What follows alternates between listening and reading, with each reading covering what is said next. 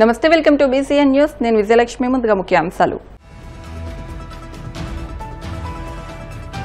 Budameru retaining wall నిర్మాణం పూర్తయిందన్న మంత్రి నిమ్మల. పక్కనున్న ప్రాంతాలకు ఇకపై వరద భయం ఉండదని స్పష్టీకరణ.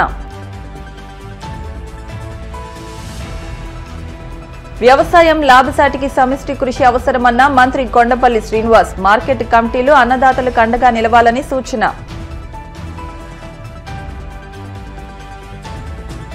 బదిలీల పేరుతో కూటమి సర్కారు ఉద్యోగులపై వేధింపులకు పాల్పడుతోంది. YCP employees and pensioners wing రాష్ట్ర అధ్యక్షుడు నలమారు చంద్రశేఖర్ రెడ్డి ఆగ్రహం.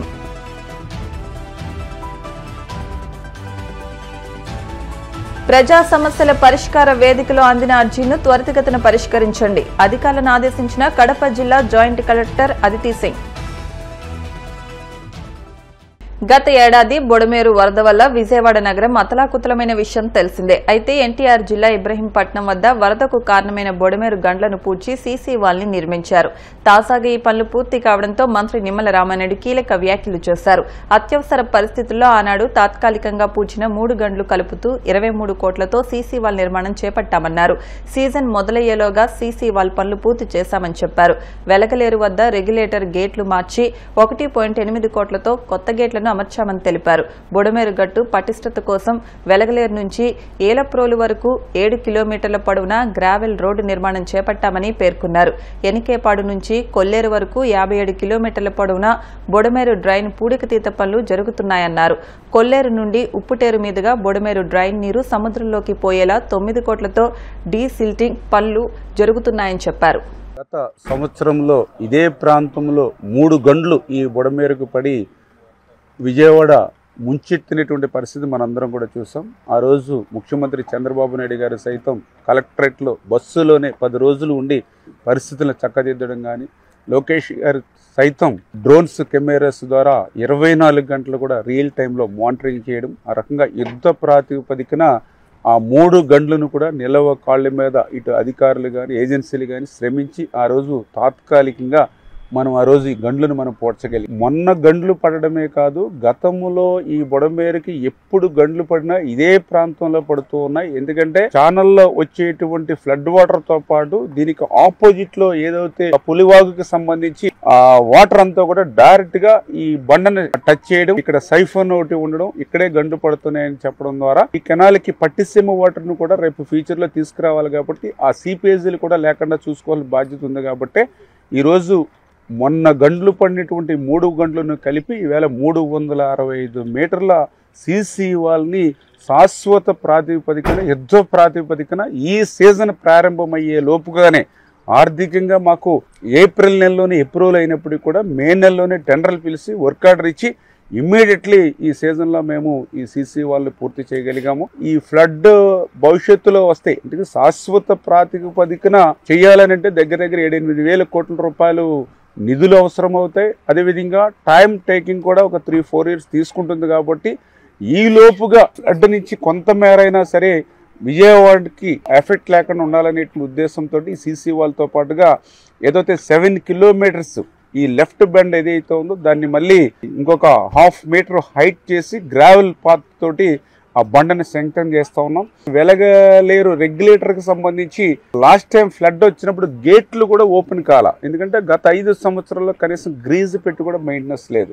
ఆ గేట్లను అప్పుడు రైతుల సహకారంతో ఆ రోజు జేసీబీలతోటి ఆ గేట్లు లేపినటువంటి పరిస్థితి. ఇప్పుడు ఆ గేట్లన్నీ కూడా 12 గేట్లు కూడా మళ్ళీ కొత్త గేట్లు 1,80,00,000 రూపాయలతోటి నూతనంగా అమర్చి ఆ గేట్లను కూడా ఫ్రీగా మనం లిఫ్ట్ చేసుకునే విధంగా ఏర్పాటు చేయడం జరిగింది. విజయవాడకు సంబంధించి ఈ ఓల్డ్ ఛానల్ బొడమేరు ఉందో ఆ వాటర్ ఎనికేపాడు యూటీ ఏదైతే ఉందో అది ఇప్పుడు 4,000 క్యూసిక్ల సామర్థ్యం ఉంది. దాన్ని 20,000 క్యూసిక్ల సామర్థ్యానికి పెంచేటువంటి విధంగా ఆ వెనికేపాడు నుంచి కొల్లేరుకి వెళ్ళేటువంటి బొడమేరు డ్రైన్ 57 కిలోమీటర్లు కూడా మొత్తం డీసిల్టింగ్ చేసుకుంటూ దాన్ని కూడా క్లియర్గా ఉంచుకునేటువంటి విధంగా ఆ కొల్లేరుకు వచ్చినటువంటి నీరు కూడా ఉప్పుటేరు మీదుగా సముద్రంలోకి పోయేటువంటి విధంగా 9 కోట్ల రూపాయలు నిధులు ఇచ్చి మన టెండర్లు పిలిచి ఇప్పుడు అక్కడ డ్రెడ్జింగ్ కూడా చేస్తూ ఉన్నాం. అంటే బొడమేరు ఆపరేషన్ అనేది టైం టేకింగ్, ఇంకా ఆర్థిక పరంగా ఆమోదాలు, సెంట్రల్ గవర్నమెంట్, డిజాస్టర్ మేనేజ్మెంట్ వీటన్నిటి సహకారంతో వచ్చే లోపుగా ఆ కార్యక్రమాలు ఏవైతే సీసీ వాల్ గానీ, గ్రావెల్ రోడ్ గానీ, కొత్తగా రెగ్యులేటర్ కి సంబంధించినటువంటి డోర్స్ గానీ, డీసిల్టింగ్ గానీ, డ్రెడ్జింగ్ గానీ ఈ రకంగా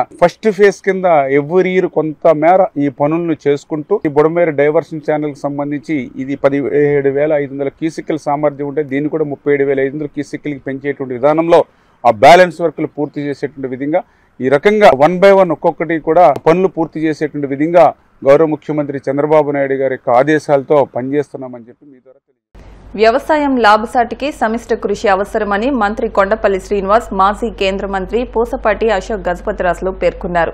విజయనగరం జిల్లా గజపతి నగరంలోని ఏఎంసీ ఆవరణలో మార్కెట్ కమిటీ ప్రమాణ స్వీకార సభలో వారు ముఖ్య అతిథులుగా పాల్గొన్నారు.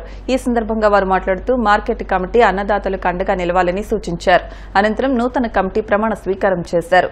ఈ కార్యక్రమంలో ఎమ్మెల్యే కోళ్ల లలిత కుమారి, మాజీ మంత్రి పడాల అరుణ తదితరులు పాల్గొన్నారు. ఆర్డర్స్ ఎప్పుడు వస్తాయి అని అందరూ కూడా వెయిట్ చేస్తున్నారు. విజయనగరం జిల్లాలో మొట్టమొదటి ప్రమాణ స్వీకార కార్యక్రమంకి మనం నోచుకున్నాము. ఖచ్చితంగా గౌరవ ముఖ్యమంత్రి వర్యులు అగ్రికల్చర్ ఒక గ్రోత్ ఇంజిన్గా ఒక అభివృద్ధిని వ్యవసాయాన్ని అభివృద్ధి బాటలో తీసుకెళ్ళడానికి రైతులకు పెద్ద ఎత్తున సహకారం చేస్తున్నారు. ఆ విషయం అంతా మనకు తెలిసిందే. గడిచిన సంవత్సరం కాలంలో ప్యాడీ పేమెంట్స్ అవ్వచ్చు, కానీ అంటే దాని కొనుగోలు 48 గంటల్లో పేమెంట్ ఇస్తామని చెప్పి 2-3 గంటల్లోనే రైతాంగానికి పేమెంట్ ఇచ్చే పరిస్థితి ప్రభుత్వం కల్పిస్తుంది. గత ప్రభుత్వంలో ఉంచేసిన బకాయిలతో పాటు ఈ ప్యాడీ పేమెంట్ ఇవ్వడం, ప్రతి పంటని కూడా కాపాడుతూ ప్రతి పంటను కూడా కొనుగోలు చేస్తూ, అంతేకాకుండా సబ్సిడీ రేట్లోనే పేమెంట్ ఇవ్వడం కానీ, విత్తనాలు ఇవ్వడం కానీ, అలాగే ఎరువులు ఇవ్వడం కానీ సకాలంలో ప్రభుత్వం స్పందిస్తూ వ్యవసాయాన్ని ముందుకు తీసుకెళ్తూ లాభసాటిగా రైతాంగానికి చేయడానికి ఈ ప్రభుత్వం పూర్తి స్థాయిలో కసరత్తు చేస్తున్న విషయంలో మీరందరికీ తెలిసిన విషయమే.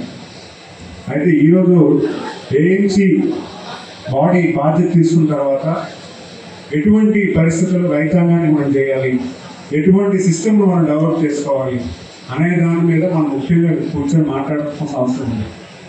సుమారు 20 ఎకరాలు ఈ భూమిని ఏఎంసీ కేటాయించినటువంటి ఈ భూమిని ఏ రకంగా వినియోగంలో తేవాలి. ప్రజాస్వామిక చరిత్రలో మొదటిసారి ప్రతిపక్ష వాళ్ళు ఆ సభకి వెళ్ళకుండా ఉన్నారంటే ఇది మాకలాంటి మనుషులకి బాధగా ఉంటుంది. ఎందుకంటే ప్రజాప్రతినిధులు ప్రజలు గౌరవించి వారి సమస్యల్ని, వారి ఆలోచనని వారు ఒక వారిదిగా ప్రజలకి ప్రభుత్వాలకి పని చెయ్యాలి. దాంతో తోడు నామినేటెడ్ పోస్ట్ కూడా ఒక వారధి. ఇక్కడ ఏఎంసీ అనేది అగ్రికల్చర్ మార్కెటింగ్ కమిటీ. ఆ మార్కెటింగ్ ని ఎలాగా పెంచాలి దానిపైన కొంత దృష్టి మీరు తీసుకురావాలని నేను నాకు తోచిన సలహా, మీరు పాటిస్తారా లేదా అది మీ ఇష్టం. నాకు తోచిన సలహా నేను చెప్తా ఉన్నాను, దయచేసి ఆలోచించండి. మార్కెటింగ్ సరిగా లేకపోవడంతో మన రైతాంగం నలిగిపోతున్నారని విషయం అందరికీ తెలుసు. గిట్టుబాటు ధర అనేది అది ఒక భాగం. వ్యవసాయాన్ని లాభదాయకంగా చేయాలని దానికి మనం ప్రయత్నించాలి. మీరు ఏదైనా ప్రయత్నిస్తే సక్సీడ్ అవ్వచ్చు, ఫెయిల్ అవ్వచ్చు. మీరు సక్సీడ్ అవుతే దయచేసి అహం పెంచకండి. మీరు ఫెయిల్ అయినా నిరాశ పడకండి. ప్రతి ఫెయిలియర్లో ఒక పాఠం కూడా ఉంటుంది. ఆ పాఠం నేర్చుకుంటే భవిష్యత్తులో ఆ తప్పు లేకుండా మనం చేయవచ్చు. ఆ విధంగా మన ప్రవర్తన ఉంటుందని విషయం బదిలీల పేరుతో కూటమి సర్కార్ ఉద్యోగులపై వేధింపులకు పాల్పడుతోందని YCP employees and pensioners wing రాష్ట్ర అధ్యక్షుడు నలమారు చంద్రశేఖర్ రెడ్డి మండిపడ్డారు. తాడేపల్లి వైసీపీ కేంద్ర కార్యాలయంలో ఆయన మీడియాతో మాట్లాడుతూ ఉద్యోగుల బదిలీలను సైతం కూటమి ఎమ్మెల్యేలు తమ అక్రమార్జనకు ఆదాయ వనరుగా మార్చుకుంటున్న దారుణమైన పరిస్థితి రాష్ట్రంలో నెలకొందని ఆగ్రహం వ్యక్తం చేశారు. దేశంలోనే తొలిసారిగా గ్రామస్థాయికి పాలనను అందించేందుకు వైఎస్ జగన్ హయాంలో తీసుకొచ్చిన గ్రామ వార్డు సచివాలయ వ్యవస్థను సర్వనాశనం చేస్తూ అందులోని సిబ్బంది సంఖ్యను కుట్రపూరితంగా తగ్గించి వేస్తున్నారని ధ్వజమెత్తారు. గవర్నమెంట్ లో నుంచి ప్రజలకి ఏదైనా విషయం చేరవేసేదానికి మామూలుగా ఉన్నదానికంటే ఇంకా ఎక్కువగా అడ్మినిస్ట్రేషన్ ప్రజల వద్దకు తీసుకెళ్లేదానికి ఉపయోగపడే విధంగా ఉండాలి అనేటువంటి నేపథ్యంలో ఈ transfers every year general transfer చేస్తూ ఉంటారు. అయితే ఈసారి చేసినటువంటి జనరల్ ట్రాన్స్ఫర్స్ చాలా ఇదిగా ఉన్నాయి. లాస్ట్ టైం టీడీపీ కూటమి ప్రభుత్వం వచ్చిన వెంటనే ఒక జనరల్ ట్రాన్స్ఫర్ చేశారు. వాళ్ళు వచ్చిన తర్వాత జూన్లో వచ్చినప్పటికీ దాదాపు సెప్టెంబర్ దాకా చేసుకుంటూ వచ్చారు. సెప్టెంబర్ అక్టోబర్ దాకా మళ్ళీ ఎక్స్టెండ్ చేసుకుంటూ వచ్చారు.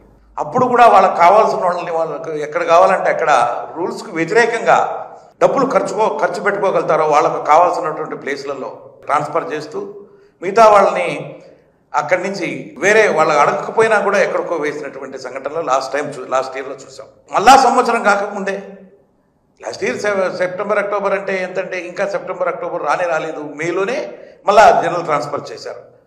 మరలా జనరల్ ట్రాన్స్ఫర్స్లో కూడా అదే పద్ధతి. వాళ్ళకి కావాల్సిన వాళ్ళని ఏదో అంటారులేండి, ఎక్కడ కూర్చున్నా బంతిలో వడ్డించే వాడి చేతిలో ఉంటుంది. అట్లా వాళ్ళ రూల్స్కి వ్యతిరేకంగా మరి దాన్ని వాళ్ళని ట్రాన్స్ఫర్ చేయడము, మిగతా వాళ్ళందరినీ కూడా ఎంతోమంది రిక్వెస్ట్ ట్రాన్స్ఫర్స్ మరి రకరకాలైనటువంటి కారణాలు వాళ్ళకి ట్రాన్స్ఫర్స్ కావాలని కోరుకునే వాళ్ళని మాత్రం వాళ్ళకి కావాల్సినటువంటి ప్లేసుల్లో దొరకలే. మరి 12వ తారీఖున GOMS నంబర్ 5ను ప్రభుత్వం రిలీజ్ చేయడం జరిగింది.